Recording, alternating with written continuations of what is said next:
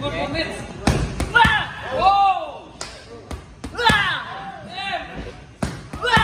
Let's go, let's I'm about to go off like a weapon. I've got to feel the vengeance.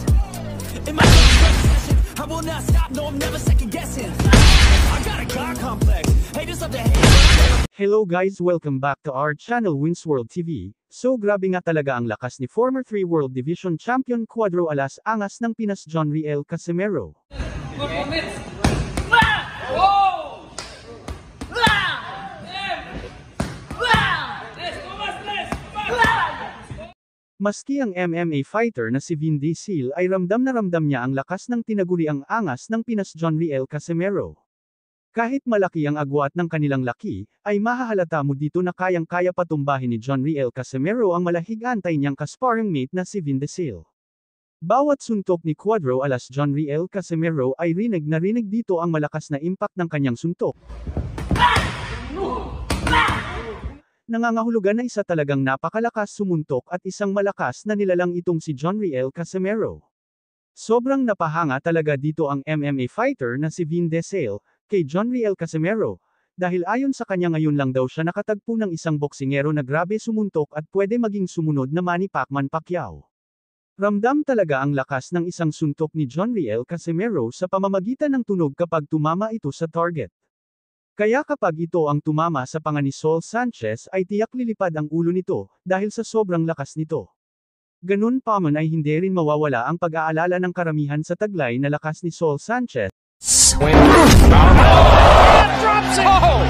The left hook is down. Another right hand drops him again. Again, a combination, and that's it. Dahil panigurado lahat ng paraan na pwedeng gawin para manalo ay gagawin nila, lalo na yung namamahala sa kanyang mga training ay ang MP Promotion, at alam naman nating lahat na meron silang hindi pagkakaunawaan sa pagitan ni Manny Pacquiao at Gibbons ng Manny Pacquiao Promotions. Kaya huwag magkumpiyansa itong si former 3 World Division Champion Cuadro Alas John Riel Casimero, dahil hindi lang itong ordinaryong boksingero itong si Saul Sanchez.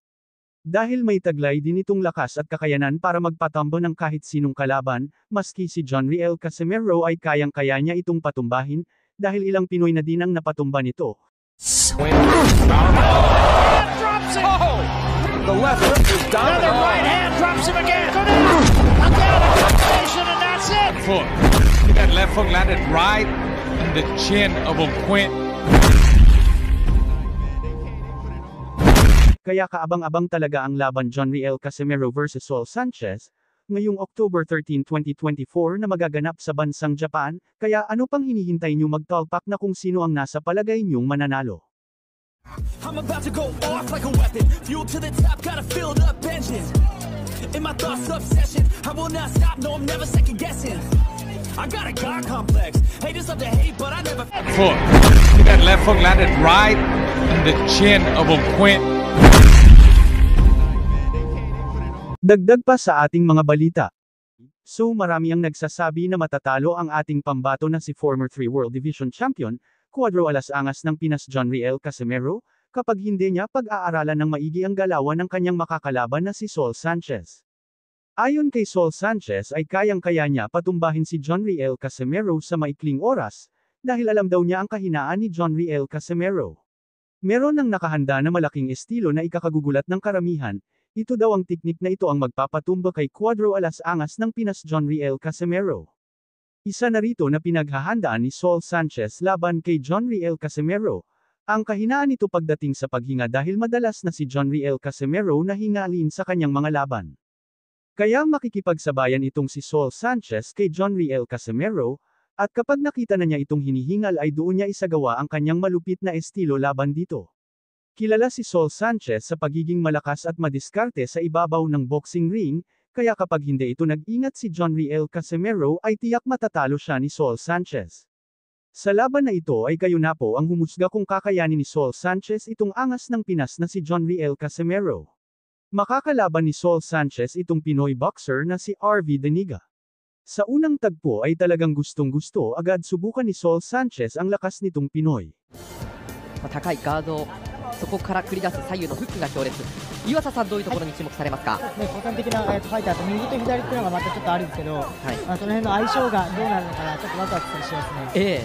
いきなりどちらもパンチありそうですね。やっぱしっかりフルスイングしてきてますね。はい。トレジャーボクシング、この興行の代表である伊藤正幸さんの現役時代のロサンゼルスのチームメイトも務めたというのがこのサウル・サンチェス。デニエガはうまく距離を取りながら戦っているなという印象がありますよね。デニエガも、サンチェスもう少し詰めながら、またコーナーに詰めていく。左のストレートに左のフックを合わせていったサンチェスです。こうして冷静にこう距離を取りながら、左ボディアッパー、左のフック、がいいんですよね。パンチを振り下ろしていきますが、デニーガもよく見ています。そこからパンチが交錯、近い距離、左フック、サンチェスの左ストレート狙っています。デニーガボディ2発、さらにもう2発、左のフック、サンチェス。デニーガ少しもらったか。ボディジャブ、デニエがそこに入っていくサンチェス、ボディ2発、さらにストレートフック、左振りかわって振っていく。ロープに詰めますが、デニエガも目がよく見えています。少し左のバウンド、割れてるところはありますね。デニエガのパンチ、ここも左。岩佐さんはいかがでしょうか？そうですね、これも本当ちょっとジャッジ泣かせというか、デニエガの手数とプレッシャーを取るのもそうなんですけど、こう距離とかを支配しているのは前に出ていく中でも、今もそうです。時折左横を入れてきます。またパンチを、いやでもサンチェスも負けてません。譲らないですね、お互いに譲りません。体を預けていったのはデニエガの方です。詰めて安全な距離と思ったら出してくるというような感じ。今右入れましたね。距離に入るともう一気にサンチェスは自分から仕掛けていく。ストレートフック、残り15秒いけないですよね。そして岩佐さん、なかなかクリーンヒットも生まれにくいですね。生まれにくいですね。でも今の良かったですね、サンチェス。左ストレート、今度はデニエがサンチェスが体をゆすりながら入っていきます。サウスポースタイルから右のリードから左のストレート、ボディにも上にも下にも自在な左を持ちます。左ストレートを1つ当てました。当てただろうとアピールしたのはデニエガの方。サンチェスコーナーで連打、決着がつくかな。コーナーサンチェス、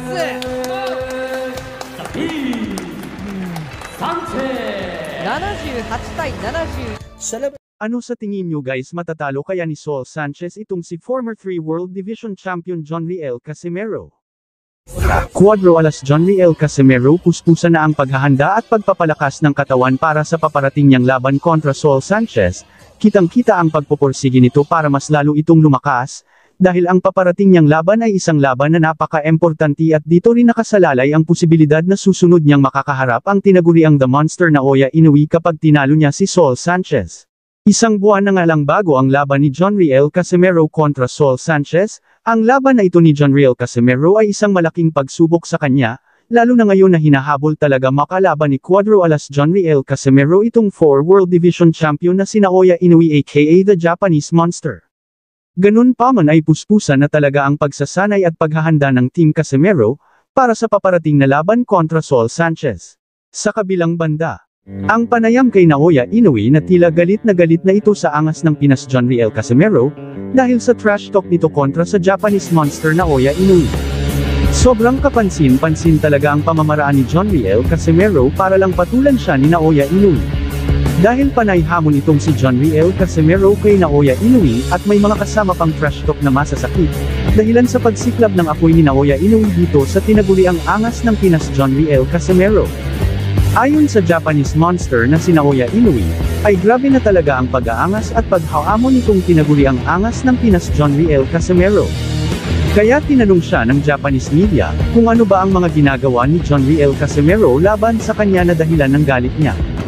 Ayon sa sagot ni Naoya Inoue ay diretsahan niyan sinabi na wala daw sportsmanship si John Riel Casimero, wala din daw race ito, at tinatawag din daw siyang the Japanese Turtle.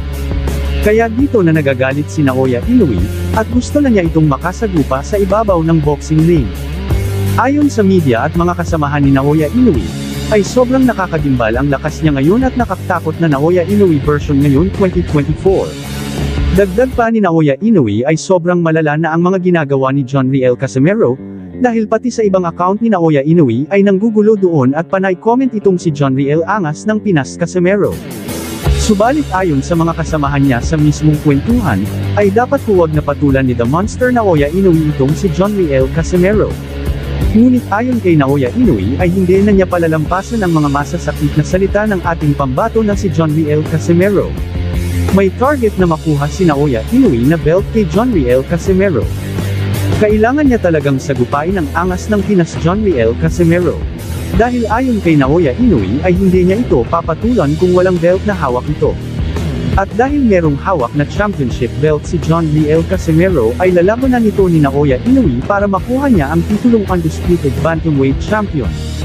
At sinabi ni Naoya Inoue na hindi daw niya papansinin si John Riel Casimero kung wala itong hawak na championship belt kahit anong gawin pa daw niyang pagpapapansin dito.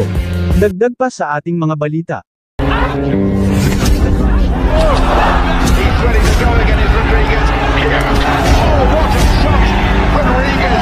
Hanggang saan kaya aabot ang pinakamalakas na version ni Naoya Inoue? Kakayanin kaya niyang higitan ang pinakamalakas na version ng ating kababayan at tinaguriang pambansang kamao ng Pilipinas na si Manny Pacman Pacquiao. Sa kabilang banda, bagamat kilala na pinakamaangas na boksingero ng Pilipinas na walang iba kundi si John Riel Casimero, kakayanin kaya ni John Riel Casimero pantayan ang lakas nitong si Naoya Inoue at pabagsakin ang halimaw ng Japan? Alam naman natin na halos 60% na boxing fans ay naniniwala at nagdududa na hindi kakayanin ni John Riel Casimero itong halimaw ng Japan na si Naoya Inoue. Will para malinawan, or magka-idea kayo kung kakayanin kaya ni John Riel Casimero itong the Japanese monster superstar na si Naoya Inoue. Bakit hindi muna natin kilalanin ang the Japanese monster superstar na si Naoya Inoue? Para magkaroon tayo ng idea kung sa anong paraan lalabanan ni Cuadro Alas superstar na si John Riel Casimero itong si Naoya Inoue. Si Inoue ay tubong sa Makinagawa, Japan. Sa edad na 5 years old ay kinamulatan na niya ang mundo ng palakasan ng kamao, dahil na din sa gabay ng kanyang ama na dating boksingero. Talagang malakas talaga ang mga dugo at lahi ni Naoya Inoue, dahil training pa lang ay sobrang hirap na. Unang sabak pa lang ni Naoya Inoue sa amateur fight ay kitang-kita na talaga na isang matulis at may angking lakas ng kamao siyang tinatago.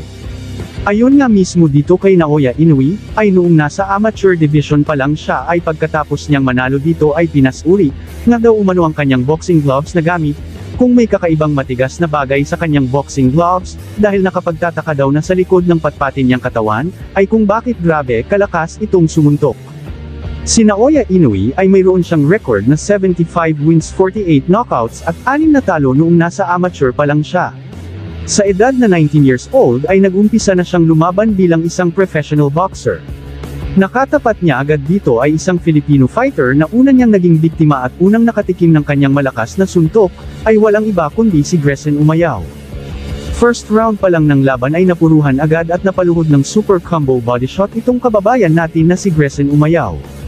Umabot pa ng round 4 ang laban bago ito natapos dahil tinamaan ang Pinoy ng super combo uppercut at body shot na dahilan ng pagtigil na ng laban.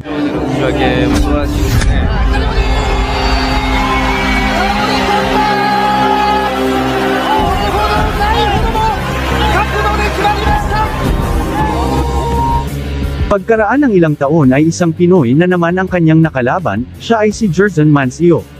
Tulad ng dati, tinapos ni Naoya Inoue ang Pinoy sa maikling round.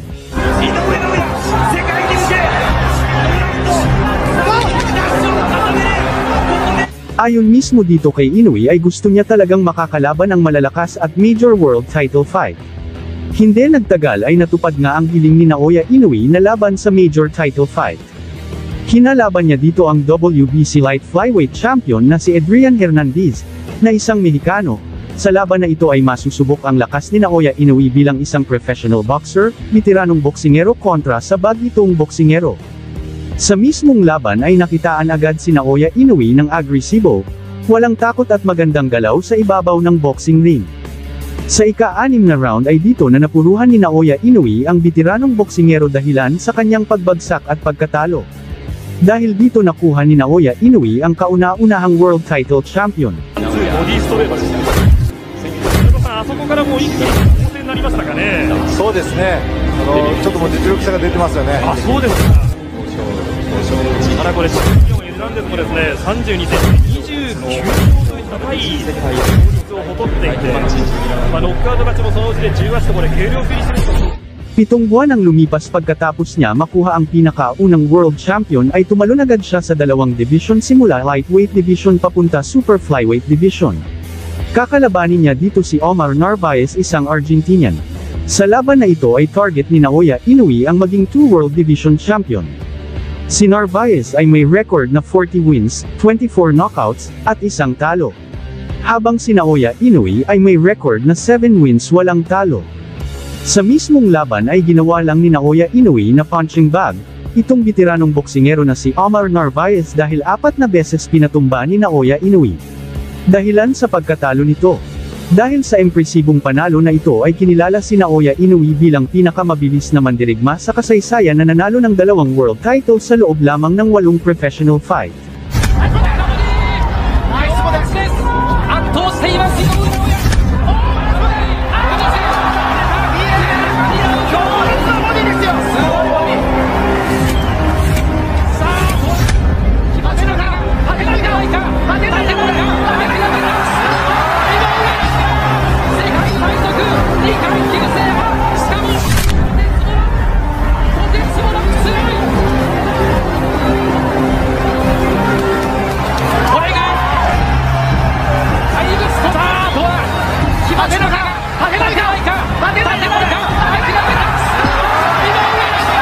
Naging Fighter of the Year din ito.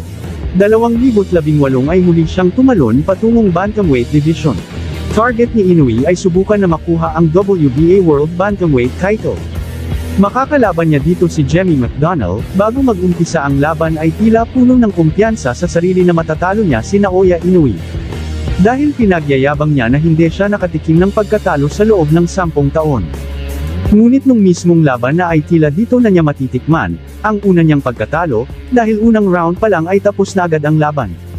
Pinatumba siya ni Naoya Inoue sa isang maikling round sa pamamagitan ng isang solid na body shot at mga solidong suntok. Dahil sa panalong ito ay tinanghal na si Naoya Inoue na official 3 world champion. His legs seem a little bit shaky here, minute